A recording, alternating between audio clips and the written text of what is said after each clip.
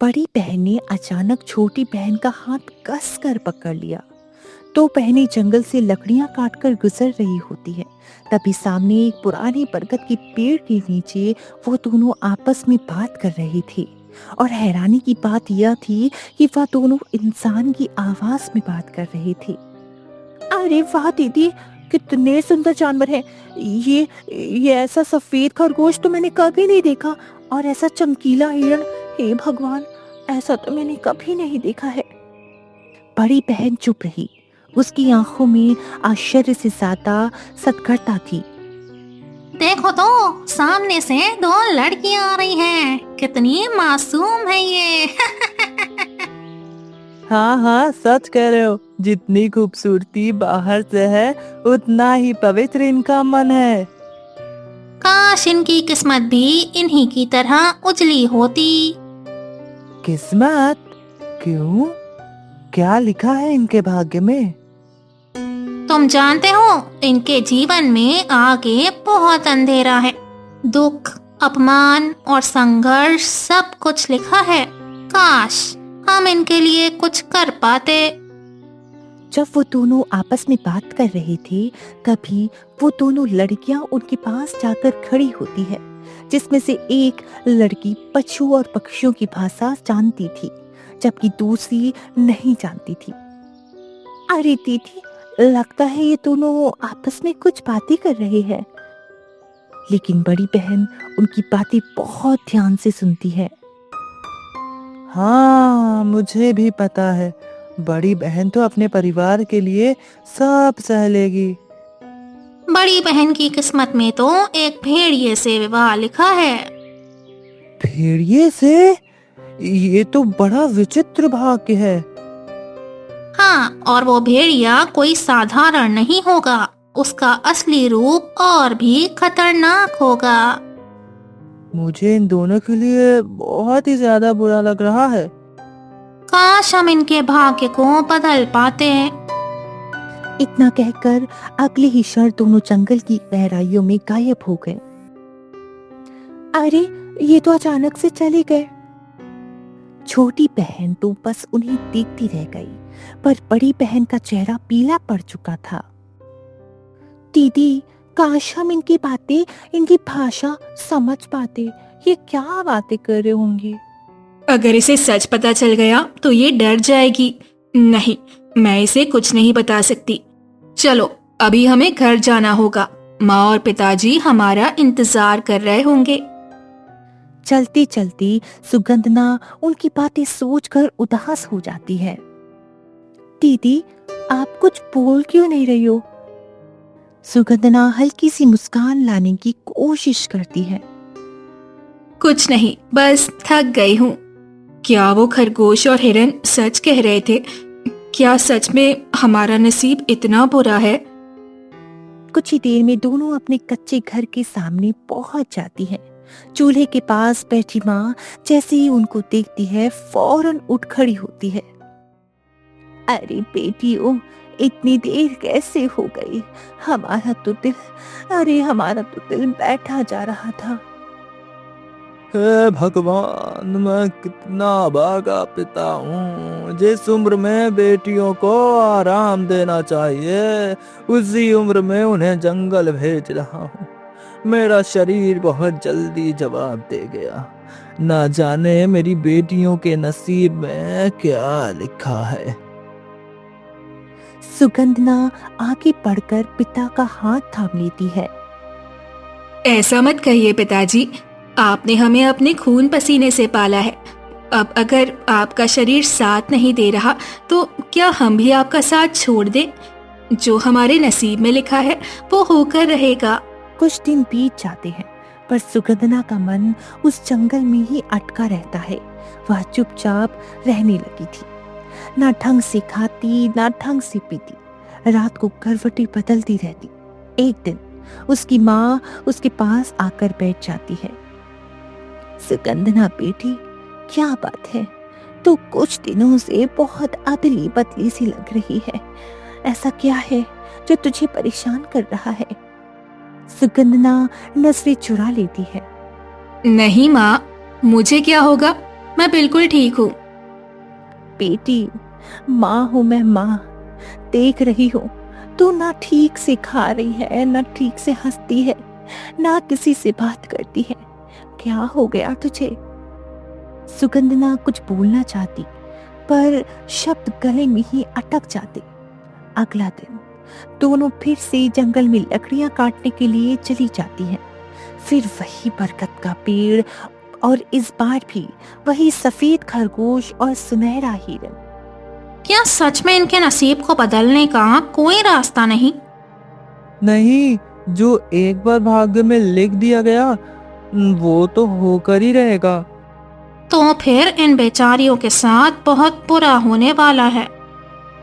उन दोनों की बात सुगंधना फिर से सुन लेती है। उसके पैरों तले जमीन खिसक जाती है और पहले से भी बहुत ज्यादा वो दुख हो जाता है।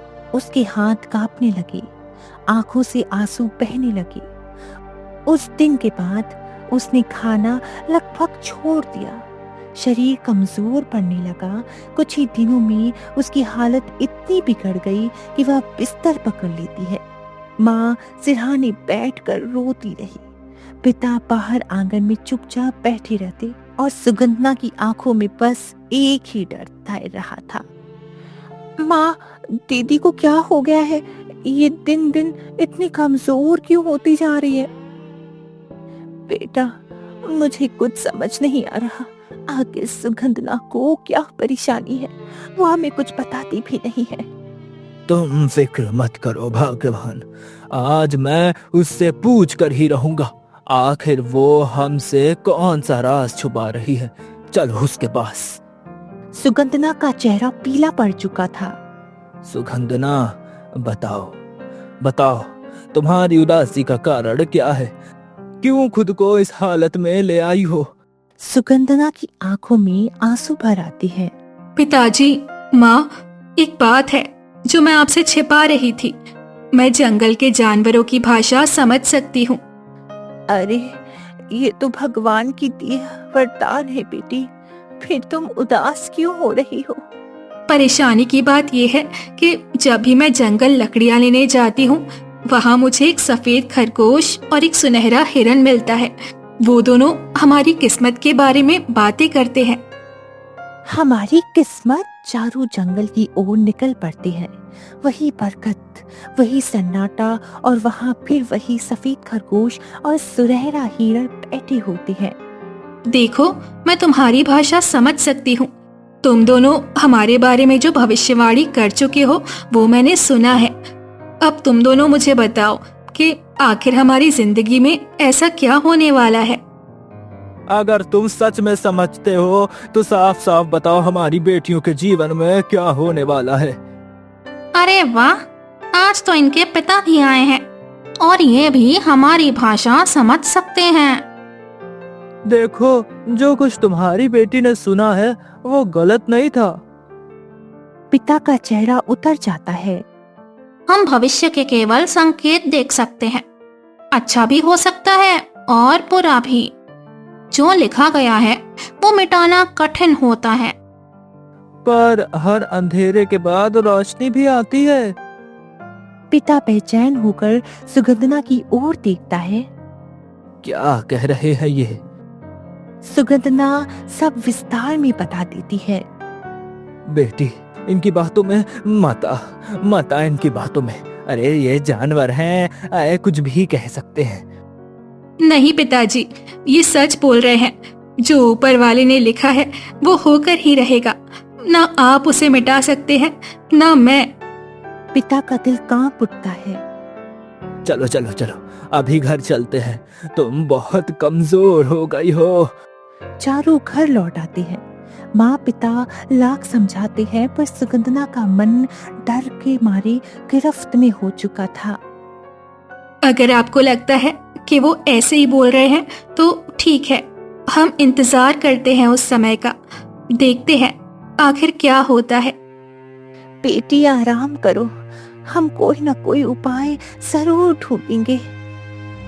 माँ धीरे से पति की ओर मुड़ती है। ये क्या हो गया जी? क्या हो गया ये? क्या सच में हमारी बेटियों की किस्मत इतनी बुरी है? अगर किस्मत बदली नहीं जा सकती तो मैं खुद अपनी बेटियों की किस्मत लिखूंगा। यहाँ से कुछ कोस दूर एक जंगल में, वहाँ एक बहुत ही अच्छे साधु बाबा हैं। वह सिद्ध हैं। लोग कहते हैं उनके पास हर समस्या का समाधान है, उत्तर है। मैं उन्हीं के पास जाता हूँ। ठीक है जी, पर जल्दी लौट आइएगा। सुगंधना के पिता उसी जंगल में जाते हैं। घने पेड़ों के बीच एक छोटी सी कुटिया थी। साधु बाबा को लेकर अपने घर वापस आते हैं। सुगंधना, राधिका, मैं एक महान साधु बाबा को लेकर आया हूँ। ये तुम्हारे भाग्य के बारे में बताएंगे। जंगल में जिन जानवरों ने तुम्हें संकेत दिया वे सत्य है, इसमें कोई संदेह नहीं। माँ का कलीजा थक से रह जाता है। बाबा, इसका कोई उपाय नहीं? नहीं, जो विधाता लिख देता है उसे बदलना मेरे बस में नहीं है। तो कम से कम इतना बता दीजिए, ये कब और कैसे होगा? इस महीने के अंतिम दिन में शाम के समय एक भेड़िया तुम्हारे दरवाजे आएगा। वह कुछ बोलेगा नहीं, बस दरवाजे पर खड़ा रहेगा। वो कुछ बोलेगा नहीं और कुछ देर बाद जाने लगेगा। तभी एक काम करना, अपनी बड़ी बेटी से कहना वो उस भेड़िए के पीछे पीछे जाए। जो उसके नसीब में होगा वो होकर ही रहेगा। बाबा, अगर मैंने ऐसा नहीं किया तो मैं अपनी बेटी को ऐसे खतरे में नहीं डाल सकता। अगर ऐसा नहीं किया तो वह भेड़िया फिर लौटेगा और तब तक उसका रौद्र रूप होगा। वह तुम्हारे घर को तहस नहस कर देगा। तुम सबको मृत्यु के घाट उतार देगा। तुम इतनी बड़ी गलती मत करना अगर तुम अपने परिवार का भला चाहते हो। ठीक है बाबा। और मेरी दूसरी बेटी? आज उसका मुहूर्त नहीं है। उसके भाग्य की डोरी अलग है, किसी और दिन बताऊंगा। अभी मुझे वापस जाना होगा। ठीक है बाबा। इतना कहकर बाबा चले जाते हैं। कुछ दिन शांति से बीतते हैं। घर में सब सामान्य दिखाने की कोशिश करते हैं, पर हर दिन जैसे रेत की तरह फिसल रहा था। और फिर आ गया महीने का आखिरी दिन। अचानक दूर से एक डरावनी आवाज आई। भगवान, लगता है यही वो भेड़िया है। नहीं, मैं अपनी बेटी को इसके साथ नहीं भेजूंगी। भेड़िया कुछ नहीं बोलता, बस उन्हें घूरता रहता है। कुछ पल बाद वह मुड़ता है और धीरे धीरे जंगल की ओर वापस जाने लगता है। अब पिता के कानों में बाबा की बात गूंजती है। वह जाने लगे तो बेटी को उसके पीछे भेज देना। पिता का दिल फटने लगता है। पिताजी, शायद यही मेरा भाग्य है। भेड़िया कुछ कदम आगे बढ़ चुका होता है और अब निर्णय का क्षण सामने था। माँ, पिताजी, मैं अपनी जान बचाने के लिए आप लोगों की जिंदगी खतरे में नहीं डाल सकती। उसकी आंखों में आंसू थे, लेकिन आवाज में अजीब सी ताकत। मेरा समय आ गया है, मुझे अब जाना होगा। नहीं दीदी, मत जाओ दीदी, मैं तुम्हारे बिना नहीं रह पाऊंगी। राधिका, अगर मैं नहीं गई तो वो भेड़िया फिर लौटेगा और तब सब कुछ खत्म हो जाएगा। जिंदगी रही तो फिर मिलेंगे, लेकिन अभी मुझे जाने की इजाजत दीजिए पिताजी। पिता का गला सूख गया। वे कुछ बोल नहीं पाए। माँ चीख कर रो पड़ी, लेकिन सुगंधना ने पीछे मुड़कर नहीं देखा। वह धीरे धीरे उस भेड़िए के पीछे चल पड़ी। भेड़िया एक बार भी पीछे नहीं देखता, बस आगे बढ़ता रहता है। हे भगवान, आप ऐसा कैसे कर सकते हैं? आप ऐसे कैसे शांत बैठे रह सकते हैं? न जाने वो भेड़िया मेरी बच्ची को कहाँ लेकर जाएगा, क्या करेगा उसके साथ? पर बाबा ने ऐसा कुछ नहीं कहा। अगर मैं पीछे गया और उसने उसे नुकसान पहुंचा दिया तो? ठीक है, आप मत जाइए, मैं जाती हूँ। नहीं, तुम यहीं रहो, मैं जा रहा हूँ। पिता दूर दूर तक सुगंधना को खोजते हुए आगे बढ़ता है। तभी वे देखते हैं कि भेड़िया एक विशाल और पुरानी गुफा के सामने खड़ा है और सुगंधना बिना डरे उसके पीछे पीछे अंदर चली जा रही है। यह क्या इतनी पुरानी गुफा में? अब मेरी बच्ची कभी जिंदा नहीं लौटेगी। डर ने उनके साहस को हरा दिया। वे रोते हुए वापस घर लौट आते हैं। पति को रोता देख माँ और राधिका भागते हुए आती है। क्या हुआ जी, क्या हुआ? आप रो क्यों रही हो? हमारी हमारी बच्ची कहाँ है? पिताजी दीदी कहाँ है? भगवान, वो भेड़िया उसे उस खौफनाक गुफा में लेकर चला गया। उस गुफा में जो गया कभी वापस नहीं आया है। भगवान, हे प्रभु, हमारी बच्ची का नसीब ऐसा क्यों लिखा? रो मत भाग्यवान, कल सुबह मैं फिर जाऊंगा। शायद वो मुझे मिल जाए।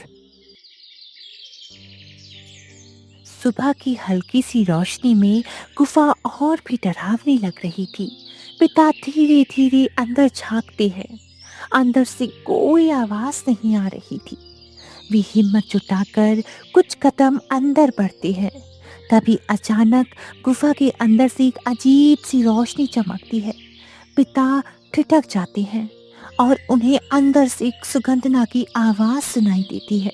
पिताजी। पिता का दिल जोर जोर से धड़कने लगता है।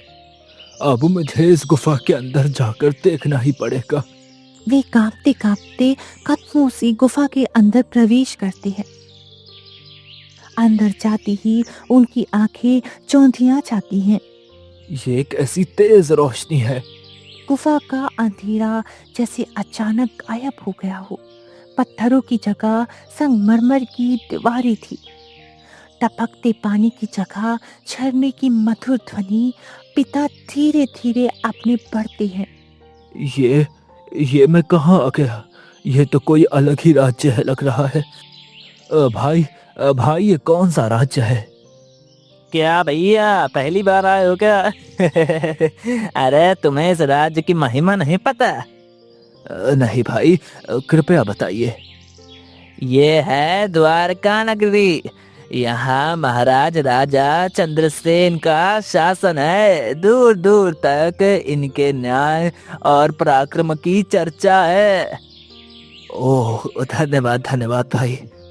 पिता धीरे धीरे आगे बढ़ते हैं। वो आगे बढ़ती ही जा रही थी।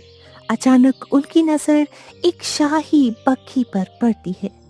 पक्षी पर सुनहरी नक्काशी थी। सफेद घोड़े उसे खींच रहे थे और अंदर रानी की भेष में कोई बैठी थी। पिता की आंखें फैल जाती हैं। ये नहीं, ये तो मेरी बेटी है। ऐसा नहीं हो सकता। वो पक्षी उनके सामने आकर रुक जाती है। अंदर से वही परिचित आवाज। पिताजी। बेटी, मैं तो तुझे खोजते खोजते यहाँ आया, पर तू इस शाही वेश में, ये सब क्या है? मुझे तो कुछ समझ नहीं आ रहा। तुझे तो वो भेड़िया इस गुफा में लेकर आया था। हाँ पिताजी, पर जो हुआ वो हमारी सोच से बिल्कुल अलग था। पिता अभी भी समझ नहीं पा रहे थे। आइए, मैं आपको सब दिखाती हूँ। वह अपने पिता को बग्घी में बैठाती है। बग्घी उन्हें एक विशाल और भव्य महल के सामने ले आती है। संगमरमर की सीढ़ियां, सोने के दरवाजे, ऊंचे ऊंचे स्तंभ। बेटी, ये किसका महल है? पिताजी, ये मेरा महल है। क्या? पर तू तो उस भेड़िया के साथ गई थी, मैंने अपनी आंखों से देखा था।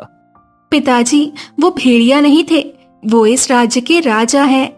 जिस तरह जंगल के खरगोश और हिरन ने मेरे भविष्य के संकेत दिए थे, उसी तरह एक साधु ने इन्हें भी भविष्यवाणी की थी।